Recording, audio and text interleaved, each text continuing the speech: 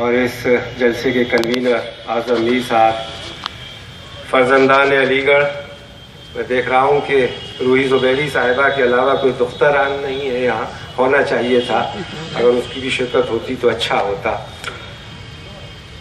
یہاں کافی شعلہ بیان مقرر ہیں اور آپ کو بہت اچھی تقریریں سننے کو ملیں گی، لیکن میں چونکہ ٹیلی ویژن کے میڈیم کا آدمی ہوں تو 5 سے 7 منٹ میں بہت مختصر اپنی بات رکھنا چاہوں گا۔ سب سے پہلے تو اعظم میر صاحب کو مبارکباد کہ انہوں نے یہ جلسہ یہاں اس کا انعقاد کیا اور کم سے کم لوگوں کو ایجوکیٹ کرنے کا کام کیا۔ جب سے مکل روہتگی صاحب کا بیان سپریم کورٹ میں آیا تو دلی میں بہت سارے جرنلسٹ نے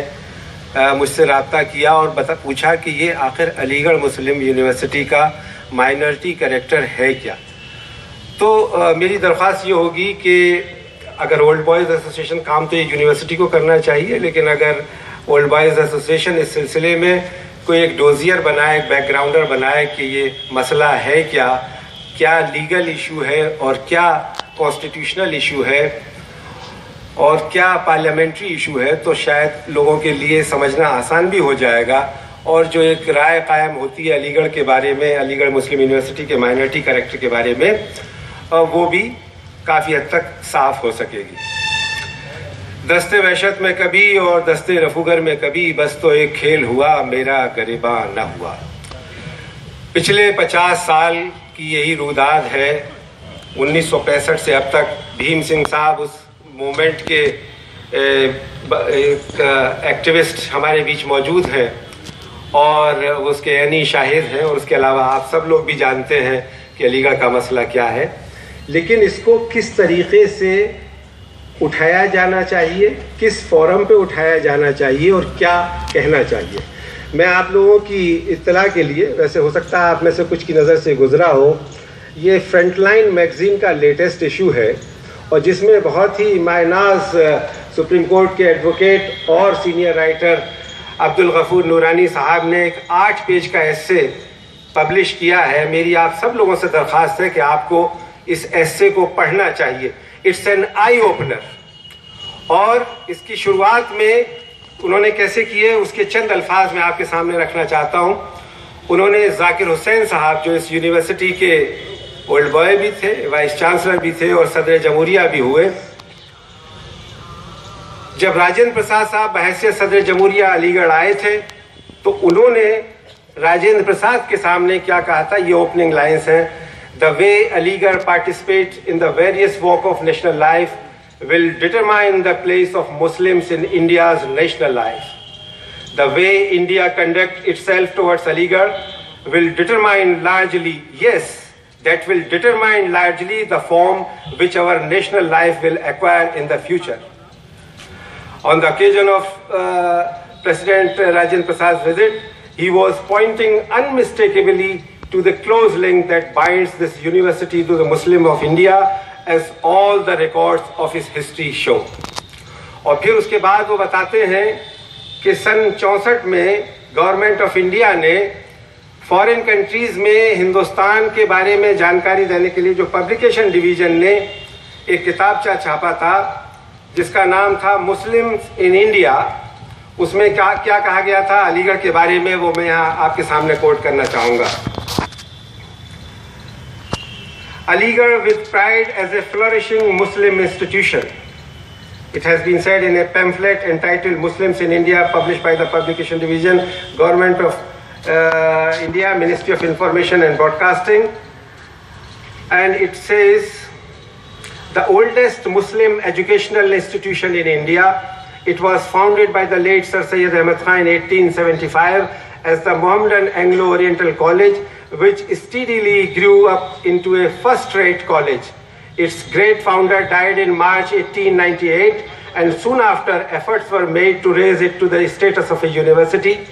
It was in 1920 that it formally became a central university after the enactment of the Aligarh Muslim University Act in that year. اب یہ گورنمنٹ آف انڈیا کا دستاویز کہتا ہے جو پوری دنیا میں بانٹا گیا تھا مشن ایمبیسیز کے ذریعے سے، مشنز کے ذریعے سے۔ ابھی جب یہ علی گڑھ کے ایکٹ کی بات آئی, مائنورٹی کریکٹر کی بات آئی, تو میں ایک ہفتے کے لیے پارلیمنٹ کی لائبریری میں بیٹھا اور میں نے یہ جو ڈیبیٹس 21 دسمبر 1981 کو لوک سبھا میں اور 24 دسمبر 1981 کو راجیہ سبھا میں ہوئی ہے, وہ یہ اس کی فوٹو کاپی ہے. اور اس ڈیبیٹ میں جبکہ شیلا کول صاحبہ نے یہ علی گڑھ مسلم یونیورسٹی مائنورٹی ایکٹ پیش کیا تھا, بل پیش کیا تھا جو بعد میں ایکٹ بنا پاس ہونے سے, تو اس وقت بہت سارے لوگ جن میں کچھ علی گڑھ کے اولڈ بوائے بھی تھے, اور میں نام لے کر کے کہنا چاہتا ہوں سب سے پرومیننٹ نام ان میں عارف محمد خان کا تھا, دوسرا نام محسنہ قدوئی صاحبہ کا تھا, اور قاضی جلیل عباسی, دوسرے ہمدرد لوگ جو یونیورسٹی سے تھے, جمیل الرحمان صاحب, کشن گنج سے ایم پی جمال الرحمان صاحب. بہت سارے لوگوں نے کہا کہ صاحب یہ جو آج بل لائی ہے وزیر تعلیم شیلا کول صاحبہ, یہ اس سے علی گڑھ کی جو پچھلے 15 سال کی لڑائی تھی جو سن 65 سے شروع ہوئی تھی وہ حل ہو گئی ہے. اور پوری تعریف میں قلابے ملائے گئے, اندرا گاندھی صاحبہ کی بہت تعریف کی گئی. مزیدار بات یہ ہے کہ دو لوگوں نے جو اس وقت بی جے پی کے ایک تو اب لیڈر ہیں اور ایک پہلے رہ چکے ہیں, یعنی رام جیٹھ ملانی صاحب اور سبرمنیم سوامی صاحب, انہوں نے بھی آپ کے اس مائنورٹی ایکٹ کی تائید کی تھی.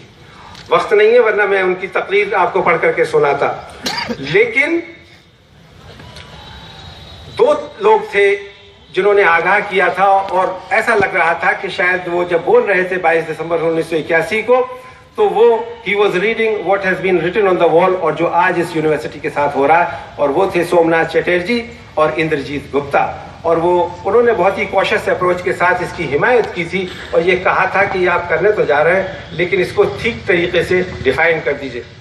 یہاں میں مینشن کرنا چاہتا ہوں رشید مسعود صاحب کا نام. انہوں نے پارلیمنٹ کی اس ڈیبیٹ میں, اور ان کا عارف محمد خان صاحب سے اس وقت اس بات کو لے کر کے جھگڑا بھی ہوا ہے کہ یہ جو تم لے کر کے آئے ہو یہ ایک فرضی دستاویز ہے, یہ چھلاوا ہے, اور یہ اس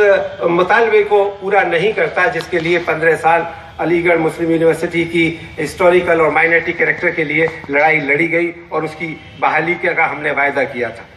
ایک اور دستاویز میں آپ کے سامنے رکھنا چاہتا ہوں, کیونکہ تاریخ میں بہت ساری چیزیں لوگ ایسی اس کی یادداشت ہوتی ہے کہ کمزور ہوتی ہے, اور پھر پتہ یہ چلتا ہے کہ صاحب جو وعدہ کیا گیا تھا, جو بات کہی گئی تھی وہ کہیں مل گئی. اور آج چونکہ بی جے پی کی گورنمنٹ ہے اس لیے یہ بتانا ضروری ہو جاتا ہے.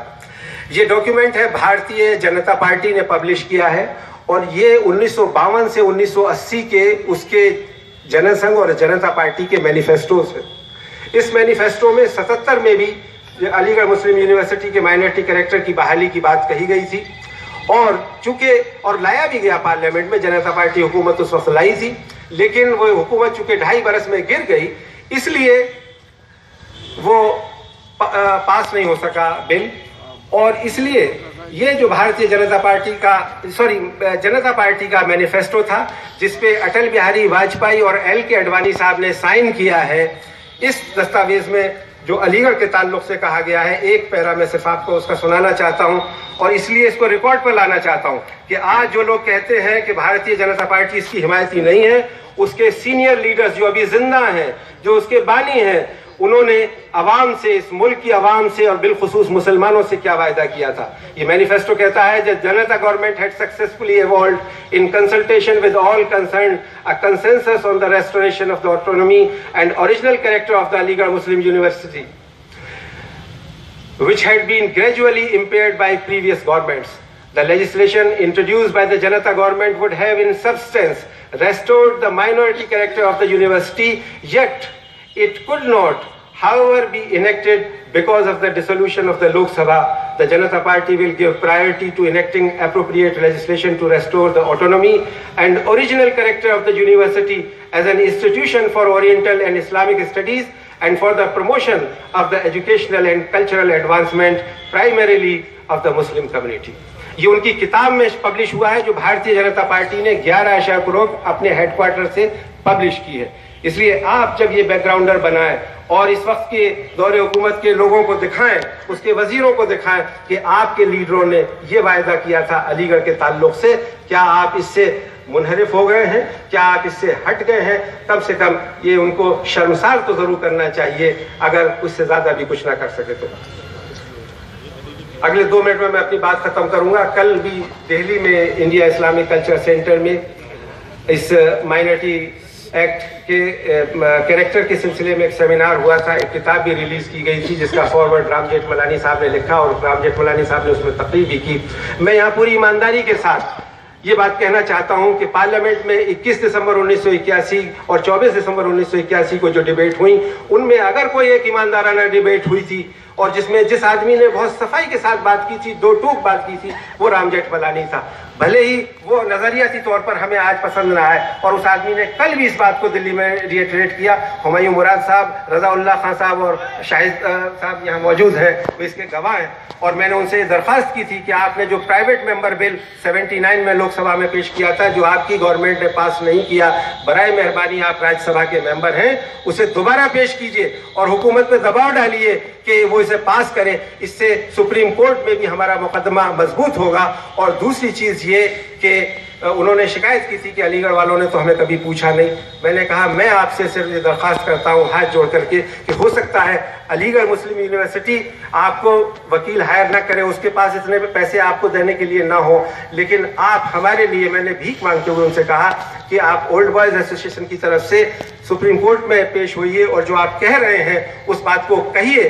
تو ہم آپ کے بہت شکر گزار ہوں گے اور آپ کے بہت احسان مند ہوں گے. اور انہوں نے ان دونوں باتوں کو پبلکلی قبول کیا ہے. اور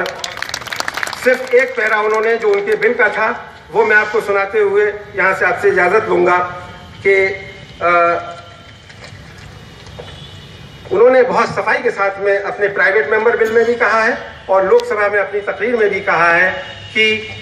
اگر آپ کو علی گڑھ مسلم یونیورسٹی کا یہ مائنرٹی کریکٹر دینا ہے, صحیح معنوں میں دینا ہے, کوئی بے ایمانی نہیں کرنی ہے, تو پھر اس میں آپ یہ شامل کیجئے کہ یہ ادارہ جو کہ ایک تاریخی حیثیت رکھتا ہے, اور یہ بھی ایک تاریخی فیکٹ ہے کہ یہ مسلمانوں کے ذریعے قائم کیا گیا. 30 لاکھ روپیہ مسلمانوں سے اکٹھا کر کے 1920 میں دیا تھا, جو اس وقت کی ضرورت تھی سینٹرل یونیورسٹی بننے کے لیے. اس لیے یہ یونیورسٹی مسلمانوں کے ذریعے سے بنائی گئی یونیورسٹی ہے, اور اسے پوری طرح سے وہ مائنرٹی کریکٹر ملنا چاہیے جس کا وعدہ 1920 میں بھی کیا گیا تھا, 1951 میں بھی کیا گیا, 1981 میں بھی کیا گیا. اور اسی بات کو رشید AG نورانی صاحب نے بھی اپنی بات میں کہا ہے کہ 90C میں یہ بہت واضح طور پر ہے, اس میں کوئی کسی طرح کی غلط فہمی نہیں ہونی چاہیے. اور اس لیے انہوں نے کہا ہے کہ ججز کو یہ سمجھنا چاہیے کہ اس میں جو الہ آباد ہائی کورٹ کا ججمنٹ ہے یا جو 11 جنوری کو سپریم کورٹ نے بھی اس بارے میں جو کمنٹس کیے ہیں وہ انکالڈ فور ہیں. انہوں نے کہا ہے کہ it is the stand of the Union of India that the AMU is not a minority university. As the executive government at the center, we cannot be seen setting up a minority institution in a secular state. He was withdrawing the Union of India's appeal against the judgment of Allahabad High Court. This is a total reversal of the stand taken by the Manmohan Singh government in 2005. It told the Allahabad High Court through its eminent counsel Gopal Subramaniam that AMU was an institution founded by the Muslims and it has only been incorporated as a university by the Act of 1920. There has been no change in substance of the original minority character of the institution by such incorporation. This considered view was expressed twice before a single judge, Justice Arun Tandon, and an appellate bench comprising Justice Ajay Nath and Ashok Bhushan. تو میں صرف آپ سے یہ گزارش کرنے کے لیے حاضر ہوا ہوں کہ دیکھیے اس ملک میں جمہوریت ہے, پارلیمنٹری ڈیموکریسی ہے, ایک فری جوڈیشری ہے, ان سب کا استعمال کیجئے, اپنی بات کو اس انداز میں رکھیے جس طرح سے آپ کی بات کو نورانی صاحب نے رکھا ہے, اور عدالتوں میں گوپال سبرمنیم, ہریش سالوے یا دوسرے اور وکلا نے رکھا ہے, اور بھی جو بہتر وکیل ہو سکتے ہیں وہ ہائر کیے جانے چاہیے. اپنی بات کو کہنا چاہیے. مجھے یقین ہے کہ علی گڑھ مسلم یونیورسٹی کی یہ جنگ رائے گاہ نہیں جائے گی, اور اس کا جو تاریخی اور اقلیتی کردار ہے وہ اسے ملے گا, ضرور ملے گا. بہت بہت شکریہ.